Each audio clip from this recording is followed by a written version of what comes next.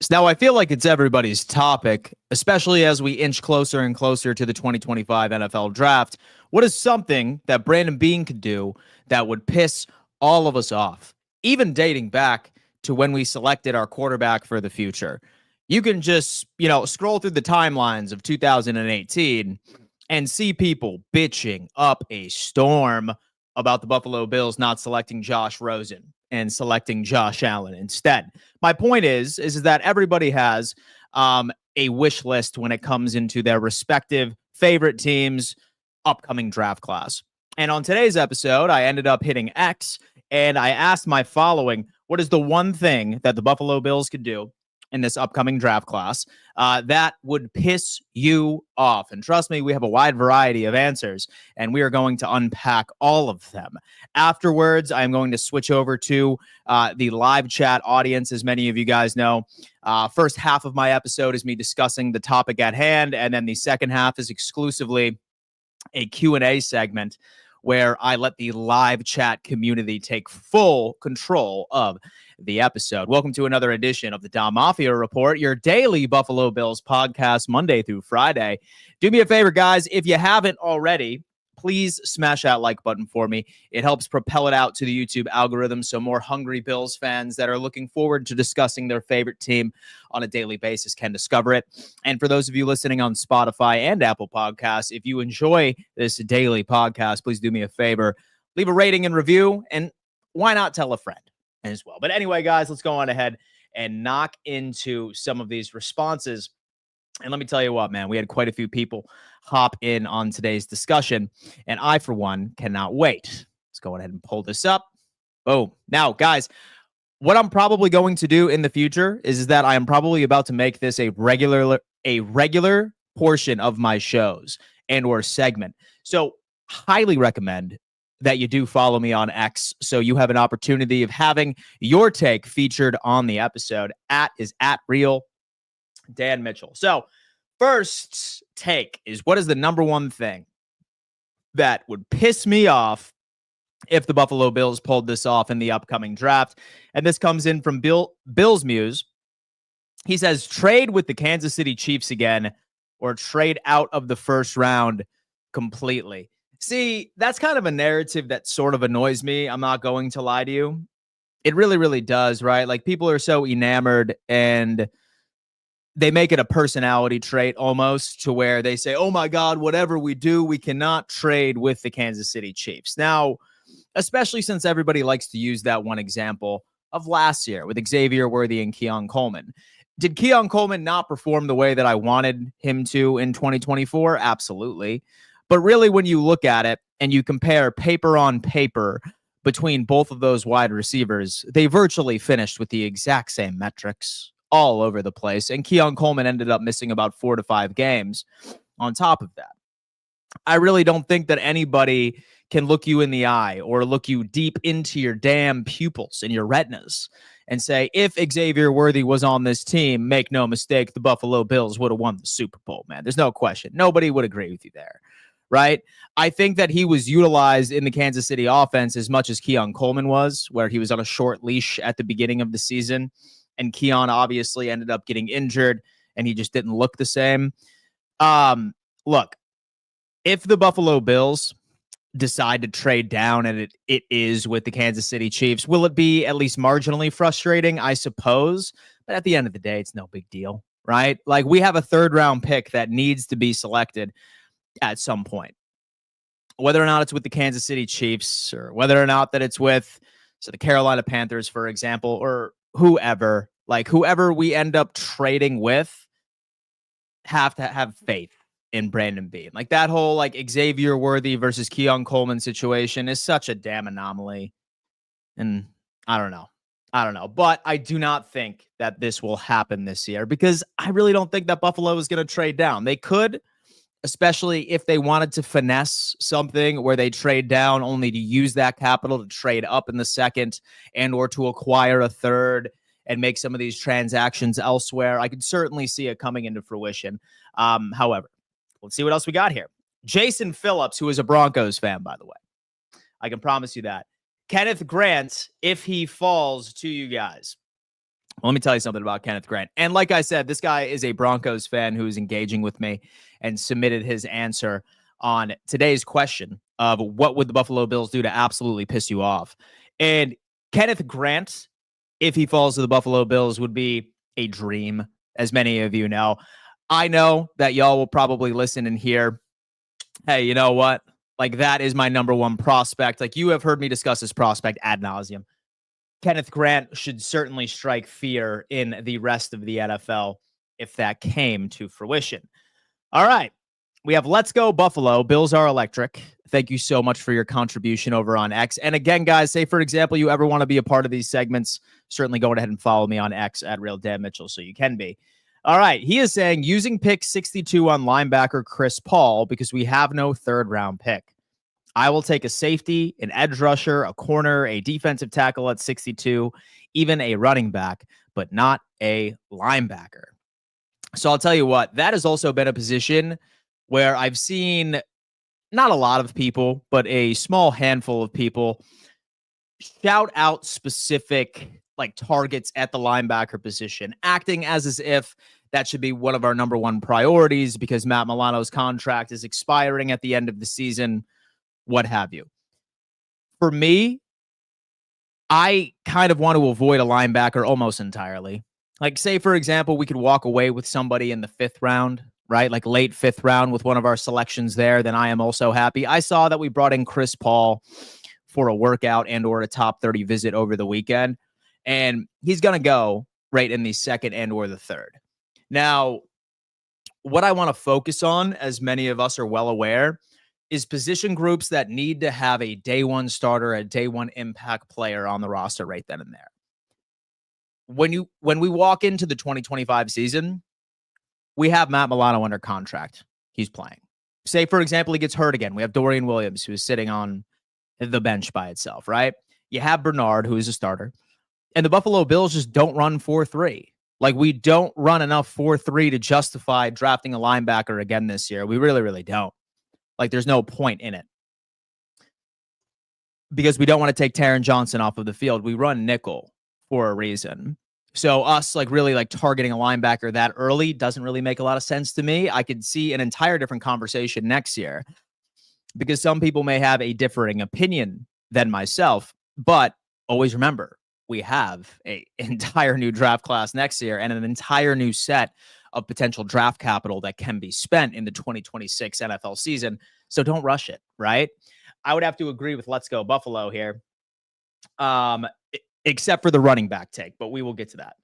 All right, we have Logan Shrug City has come in and saying, drafting an offensive player first when our main problem has clearly been our defense. Logan Shrug City has come in, and he has provided a bit of insight into the conversation here. And so I'll tell you what, I am largely on the same page as you. I suppose in an ideal world, like how I could look at the selections, and I would be entirely fine if it ended up switching up its overall order. I'm fine with defensive tackle and corner next, or corner and defensive tackle next, wide receiver third, right? That's in an ideal world. But again, I don't ever want to go into any specific round saying, no matter what, I got to get a defensive tackle, or no matter what, I need to get a corner.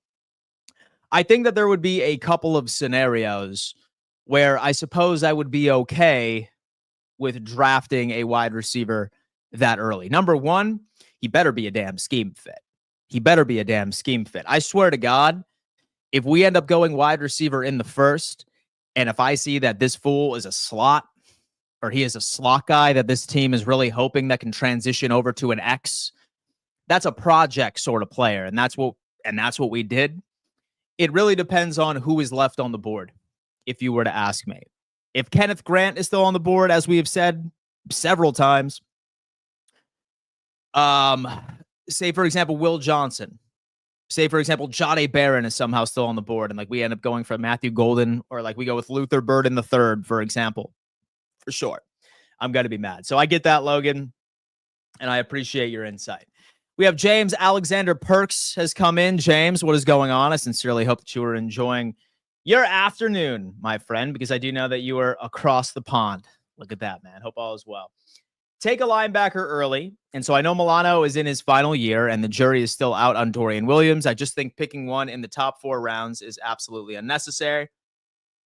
Yes, we have already discussed that. I also would agree with you. Do not end up drafting or using draft capital on a linebacker early because this class really isn't that for there. We have Chris Alderson has come in saying trading up for a reach. What would be categorized as a reach for you guys, right? I think that I feel like that's a subjective question of what would be a reach for you. Say, for example, that Brandon Beane, right? Because many of you know, say that Kenneth Grant is not available. I also like Tyleik Williams. I also like Darius Alexander.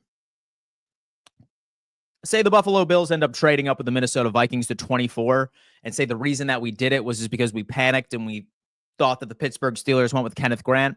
We trade up to go get Tyleik Williams. I think that's what Chris is trying to discuss right here. Trading up for a player that we had a second-round grade on in the first place, but was more so of a panic move. That's largely Kaiir Elam energy.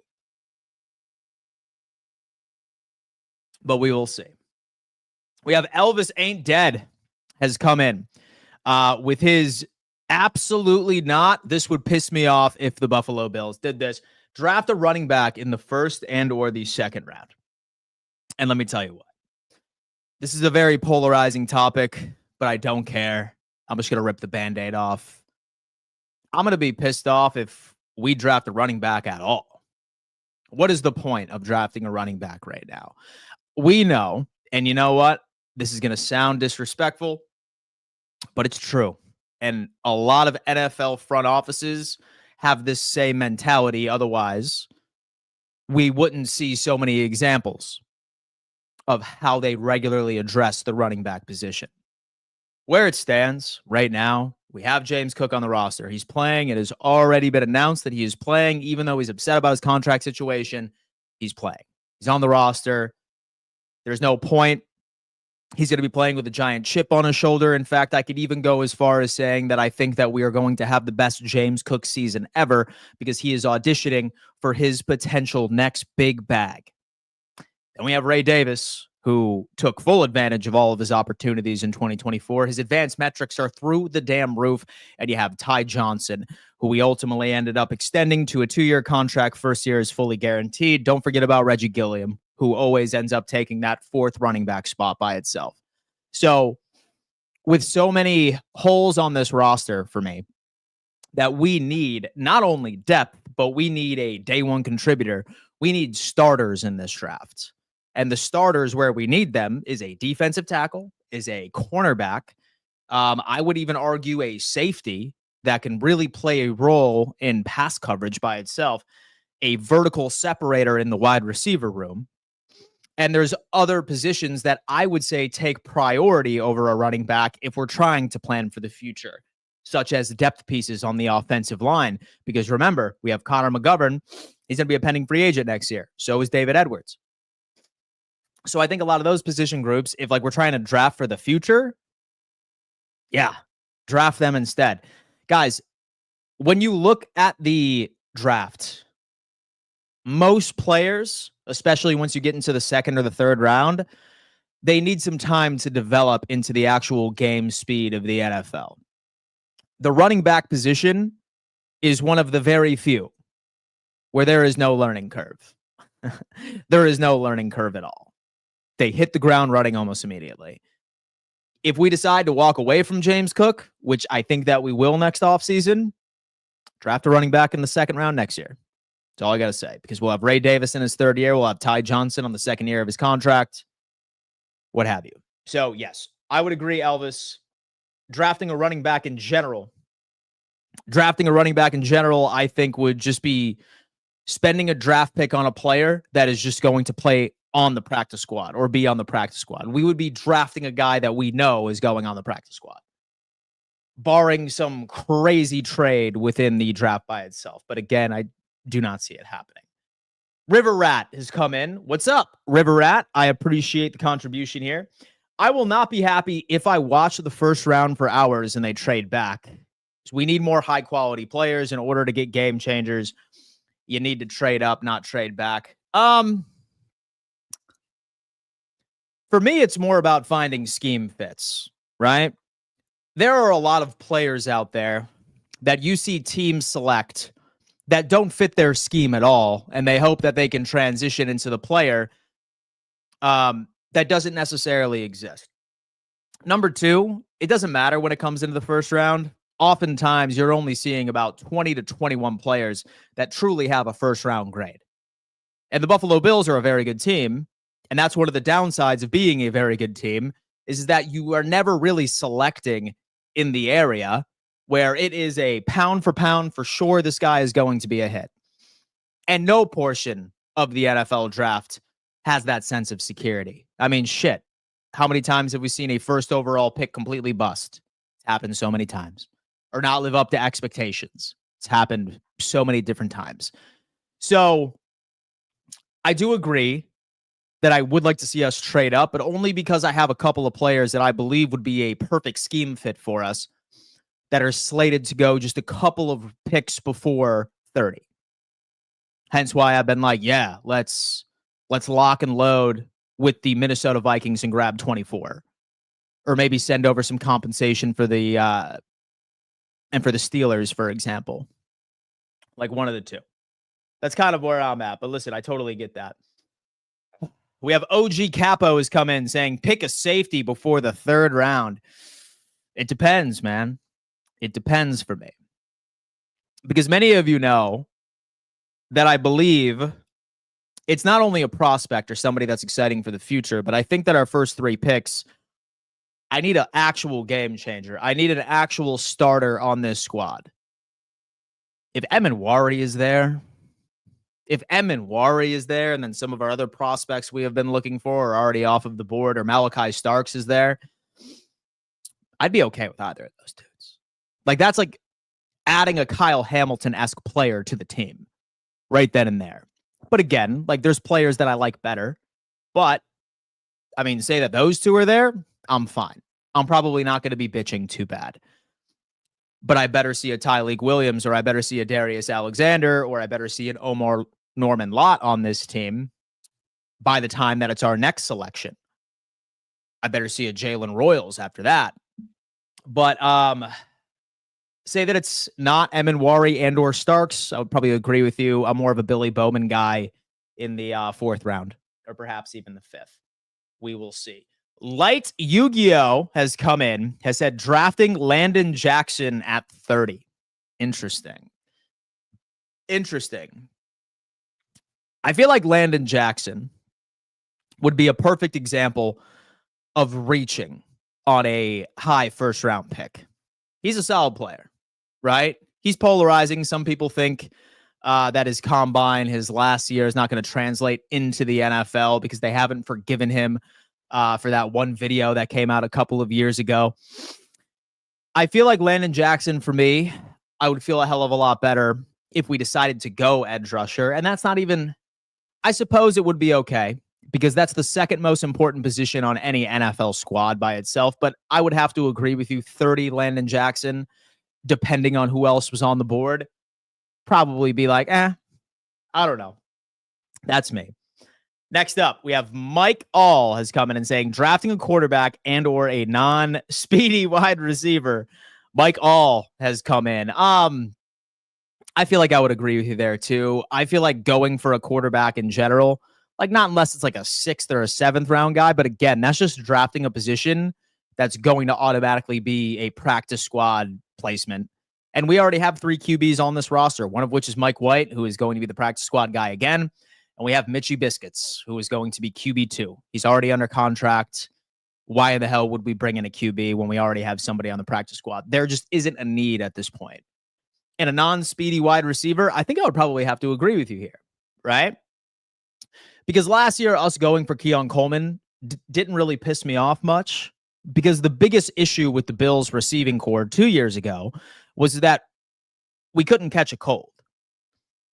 Drops in contested catch situations were lower than ever, and we needed a true 50-50 guy, somebody that was reliable. And Keon, as much as we like to give him a bunch of criticism, he was very good in contested catch situations last year. That was something I think we drafted him to be. Now what we need is somebody that can create separation on the outside vertically. That's what we need. If, for example, we go for a guy that predominantly ran out of the slot, hence why I'm not very much a Luther Burden guy, because while he did play X receiver his first year in college, they transitioned him over to a slot receiver, and he absolutely exploded. And I don't think that they did it just for an experiment. I think they switched him over to the slot role because he was struggling on the sort of outside. And typically, I don't like to obsess like right over 40 times, but I will say this. Bare minimum, we need a guy that can run a 4.4 40. Bare minimum. 4.35, 4.36, 4.37, sign me up. I agree with you. I agree with you, Mike. Speed is what we need. Then last but not least, we have Dorothy Hunter, who has come in with her take.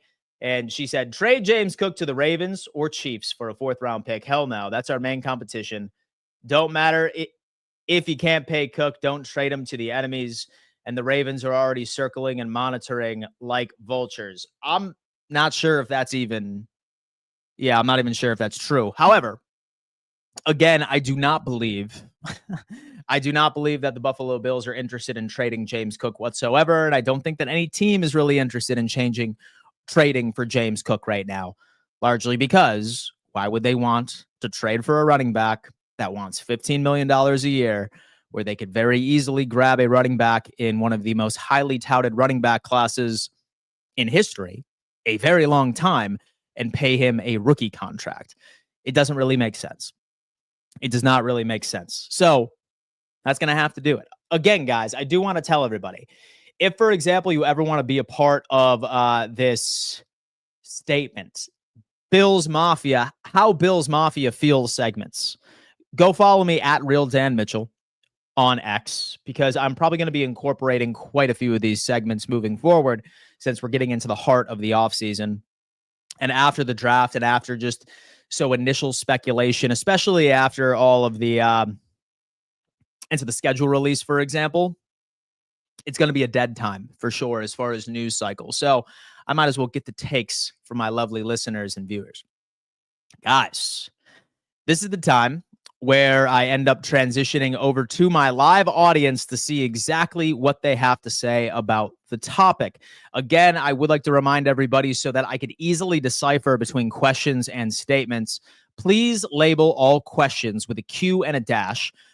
So that way, for everybody listening on Spotify and Apple Podcasts, they have a super cool experience in getting that done. Smash that like button for me. It is the easiest way to show some love over on this channel, propels it out to the YouTube algorithm, and then also subscribe to the channel and turn on bell notifications so you never miss when I go live. Scott has come in with a $5 donation, and he says, the Buffalo Bills released another mock draft 7.0, and they are having us trade up to number 27 with the Baltimore Ravens for Matthew Golden, the wide receiver.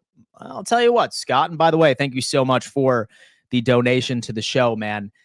He fits the bill of exactly what we're looking for. He speeds through on the outside, has a great route tree, better hands, the whole nine. I would be okay with that selection as well, as long as we end up hitting on some of the defensive tackle and corner prospects, scheme fit prospects in the second. Scott also became a YouTube member. I appreciate that, man. Thank you so much. We have Red, White, and Bills has come in saying, so I think running backs in this class are getting overhyped because the quarterbacks and wide receiver room are lame compared to previous years. So I think that we'll probably have 5 crazy contributors. Like, many people say that you talk to them, like they're going to say, oh, it's going to be like 10 or 11, like rated these running back prospects that are going to be great, right? But as long as you can have a rookie go out there and rush for what, I don't know, like 750, 800 yards, especially with the running back by committee strategy that many NFL teams have been starting to adopt, I feel like we would be okay. All right, so Mikey has come in with a statement. Again, guys, say, for example, that you have a question and or a statement, please go on ahead and label it appropriately with a Q dash and or an S dash, so I have a good understanding of what's coming my way. We have Mikey has come in and said, I hope I don't get heat for this, but the Kieran Lacey situation is sad. A poor decision, but shouldn't have ended like that. Talk to someone, fellas. Good Godspeed. It is terrible to hear that, right? And so I think mental health is very important. And so if you ever notice signs of anybody that you think someone's going through a tough time, because like many men are always taught that you're not supposed to discuss your emotions, right? And like I have been guilty of that as well. Like y'all don't know like how I am feeling inside regardless, because you know why? I'm a man of discipline and I always do my job. How I feel does not hinder how I go about my day to day. I always work. I always work out. I always do everything that I was supposed to do. Largely, this is a very sad story because Kieran Lacey, hands down, would have been a first-round prospect in this year's draft if that situation did not happen to him in the first place. I still think that he would have been drafted this year. 3rd, 4th round, 5th round, maybe on a team that wanted to like roll the dice on this. Absolutely terrible. Rest in peace. Of course, prayers to the family. And so we're all made in God's image, boys. All of us. It's all of us make mistakes. And very, very sad. Very, very sad that the young man is no longer with us. All right, man. Teleporting goalpost, $5. At work yesterday doing an oil change. And the customer knew Stephon Diggs. Called him in, and he told me to F up her oil change. Pretty surreal to talk to him. That's pretty insane. That is pretty insane that you ended up having a conversation with Stephon Diggs on the phone. Did he get his number? You know, just screenshot that bad boy. I'm just kidding. Don't do that. Do not do that. We have Joe Rist has come in saying, Dan, thoughts on Buffalo native and college linebacker Sean Dolak, nation's leading tackler and All-American, but not much hype. I mean, look, he is a fan favorite here in Buffalo. Many people are wanting him to be selected in the 7th round. Solid player. Listen, man, regardless, when you lead all of college football in any single metric, you have to take a look at it. I feel like his coverage is something that I feel like I would want to see improved. It just depends on what sort of defense that you like to run. But he's definitely your traditional linebacker that can get it done right off to the outside. Whoever walks away with Sean Dolak is going to have a wonderful prospect added to their roster. Bill 716 is coming with a question. Q dash. What role would a rookie wide receiver have? How many snaps will he get? And he's not taking snaps away from the top 4 guys on this roster. If he wanted Golden, why sign Samuel or Kyle Williams? Why draft Keon? So here's how it plays out, right? Like we have a massive hole on the outside. Because realistically, why Curtis Samuel was drafted was kind of to be like a gadget guy for us. Like we kind of wanted him to take on a Deebo Samuel role. And whether or not that he had a turf toe injury last year, which is a lot of the buzz that's going around in the front office, was that he really didn't even end up get going until the later half of the season, because that is a nasty lingering injury. We still need somebody that could line up on the outside. So we have Keon on one side, who again is our contested catch guy. And I think that he will continue that role. And then slot is obviously going to be Khalil Shakir. I think Curtis Samuel can be on the outside as well, but he's way better in the slot. It's just how it is. We don't have somebody currently on roster that could predominantly get out on the outside. I suppose Josh Palmer, right? Like I'm very excited to see what he can turn into. But this Buffalo Bills team always ends up having about 5 crazy contributors from the wide receiver room. And we only have 4 guys right now. And 5th guy is likely going to be Laviska Shenault, because I do think that he's going to take over the kick returning position, since once again, they made further modifications to the kick return rule this year. So I think we still need that piece of the game, right? Like we still need that piece of the game. And by and large, we're stuck with Curtis Samuel's contract. If Curtis Samuel's contract was not structured the way that it was last offseason, I'm not entirely convinced that he would still be on this team. I just feel like we're bonded by him. Dan, Dwayne, what up, man? Dan, my heart's still set in hopes that we get Grant round 1. Any other defensive tackle you would take at our first pick? Ugh, first pick, dude. Ugh. I'll tell you what, Dwayne. And shout out to my mods, by the way, that always end up keeping the peace in this live chat, man. I really, really appreciate that. First round, I suppose Tyleik Williams, I'd be okay, but only if Grant is gone. Only if Grant is gone. And that's even heavily debated.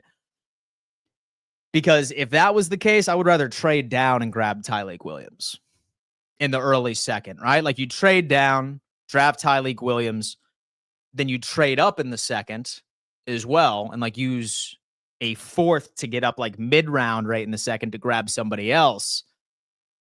It's kind of dangerous. But like as far as what's truly a first round defensive tackle prospect for me, like somebody that's a scheme fit, by the way, I feel like it's just Kenneth Grant, but I suppose I wouldn't be too pissed at Tyleik Williams. I feel like I wouldn't be too pissed about it, if you will. We have DW. I have a feeling one of our top 3 picks is going to be interior offensive line. Edwards and McGovern are both free agents next offseason. DW is coming in. Ooh, it's a hot take, man. That is a hot take. It is a sneaky need for this team. It really is. So I suppose that it's not fair to go on ahead and assume it's going to be defensive tackle, corner, and wide receiver, right? Like Brandon Beane could very much throw us a curveball. I promise you that there would be a massive section of our fan base that would be complaining very loudly on the internet if that did happen. However, it is indeed a need. It is something that we need to grow and develop for next year, for the future. Like, it's the exact same sentiment that people are saying, oh my God, like we need to draft a running back because James Cook is likely going to be gone next offseason. Absolutely not, because running backs don't need development like right in the NFL. They are often day one contributors, regardless of where you draft them. It's just how it is. A left guard and a center, and for example, those are the kind of guys that typically need some development right within the interior of the offensive line. So for me, I would like us to select an interior lineman. I'd probably be a bit more comfortable right in the 4th or the 5th round with it as well, because they will have that time to develop and we wouldn't have to use them unless there is a dire situation in the draft. But we shall see. Mikey has come in with a question. Of the pre-draft visits, who were you surprised to see visit/not visit? Tell you what, I have the list right in front of me right here. As far as the ones that I think just like are not a fit for me, let me see somebody that kind of came up. I mean, to be honest with you, I really see all of these guys working for us. Biggest surprise, I suppose, and although I absolutely love this prospect, would be Shamar Stewart. He's a Texas A&M edge rusher. Very good player. Very good player. And don't be obsessed with his sack numbers. It's not sexy stats, right? But he has like one of the best pass rush win rates in all of college football. He's in the backfield all the damn time. He's just not finishing, right? Shamar Stewart is intriguing, but kind of to a fact that if we went with an edge rusher in the first round, I think that would be like a really big shock. Like that would be, okay, where's Brandon Beane going with this? Because while we only have a couple of guys that are on expiring contracts, like we have Bosa, who's only here for a 1-year deal, and then Epinesa as well. He is also gone next offseason, unless, of course, he does enough this year that warrants him a contract extension. I feel like an edge rusher is also a position, especially drafted that early, that could have a relatively good, almost immediate impact. So I think Shamar Stewart would probably be a surprise from what I've seen. Let me see. We have Torrey Horton as well out of Colorado State. He's fast. He could potentially be the guy's 4.41 if Buffalo is really trying to look at that. I'm trying to see. We have Isaac Tesla. He's an Arkansas wide receiver, 6'4", 4.43 speed. Nobody's really jumping off to me as like, why the hell are these guys having a conversation with them? Right? Yeah. So nothing there. Maybe Chris Paul Jr. for me was certainly a surprise, because why are we targeting a linebacker that early? Because that's exclusively going to be a developmental piece for us. I think that's what we would do here. Let me see what we got. Who are the Chiefs going to be drafting with Buffalo's pick this year? Get 3 OKE. I'm not entirely sure. Hopefully offensive line. That's a massive need for you guys over there. Ryan Hack is coming. What's good, Dan?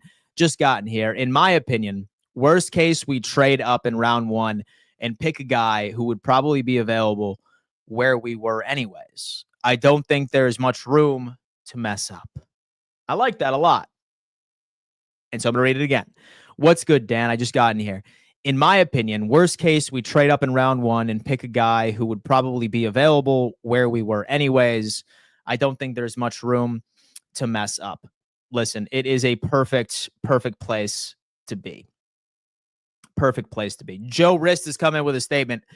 And so again, guys, so when you're coming in, and so I could easily decipher between questions and or statements, please begin them with a Q dash and or an S dash, so I can tell the difference between statements and or questions.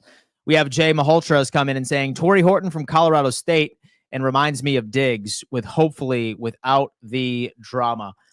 So there's a lot of guys out there that I think I would place a player comp of Stephon Diggs to said prospect. Haven't really had a lot of look, or haven't had a great opportunity of looking at Torrey Horton, but Kyle Williams also ends up fitting that mold for me. Somebody that is absolutely elite against like man press. Somebody that has a full route tree. Somebody that has tremendous hands. And we shall see. We have DW is saying Royals looks like Diggs for me as well, who ironically enough is actually in his pre-draft visit as we speak. And I'm loving that. We have Vade is coming with a statement. He's saying, Dan, I am currently watching on my school Chromebook in class. Go Bills. Vade, what's going on, man? Listen, I appreciate your loyalty to the channel, man. I really, really do. Just don't get in trouble, all right? Listen, Vade's teacher, sorry if I am distracting your student, but obviously there is some football that needs to be discussed. So have a good day at school, man. Get good grades, brother. Get good grades. That's the most important thing that I tell from everybody. Someone says Danielson has come in. Okay, so Emeka Egbuka will be there most likely at 30. Let's get Egbuka. No, largely because this is how I look at the Egbuka conversation. Like, dude's a slot receiver. Like, that's all he is. Very limited snaps on the outside, and we have Khalil Shakir. I feel like that is sort of redundant. And what's very important to me is finding a true scheme fit. A true scheme fit. I don't want to draft a player in hopes that we could turn him into an X receiver, right? Because that's going to take some time. We need day one starters, like day one contributors. Limited learning curve. We want to ask these prospects to do something similar that they did in college, so we don't need to sit back and wait a couple of weeks for it to progress and for them to be that guy. That's my take. I'm going to stay away from Egbuka there. We have DW has come in. What watch are you wearing today? A Rolly? No, I'm just kidding. It's not a Rolly. A Fossil. It's a Fossil, man. Fossil little silver bad boy. Yeah, we're doing it all over here. Bill 716, would you re-sign McGovern and move him to left guard and insert Cedric Van Pran Granger or someone else into center when we move on from David Edwards? It just depends, right? Like, say, for example, that we were to end up walking away with a crazy center next year, right? Or say, for example, we were able to walk away with a crazy left guard.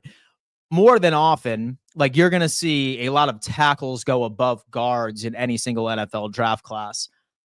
He would need to be a generational center for that to happen to me. Or Van Pran Granger would need to really take a step, really show us, holy hell, this guy is the real deal. He needs to be starting center all along. I'm high on Van Pran Granger. I was high on him last year when we drafted him, just based off of his size profile and his tenure in college. But I feel like my take on that is why fix what's not broken? Why fix what's not broken? Because McGovern has been very good. Jay has said, so McGovern should be extended before James Cook. I agree. Has Royals visited the Bills? Funny enough, he is there as we speak. He is there as we speak on his pre-draft visit in Buffalo. One of our, or at least one of my favorite draft prospects. But all right, guys, that's going to have to do it for another edition of the Bills Mafia Report. Please do me a favor, smash that like button if you haven't had an opportunity of doing so already. And when you subscribe, also make sure you turn on those bell notifications so you can be reminded every single time that I go live. As you guys know, I always like transitioning over to the live chat so I can do a live Q&A segment for each and every single show. For those of you listening on Spotify and or Apple Podcasts, if you enjoyed the show, please do me a favor and leave a rating and review. And also feel free to find me on YouTube. Link is in description so you could be a part of these shows live. Follow me on X at Real Dan Mitchell. And I will see you a bit later for my NFL Daily News Show, Fourth and Forever, on the Roundtable Sports Network. Love you guys, and I will see you later this afternoon. Peace.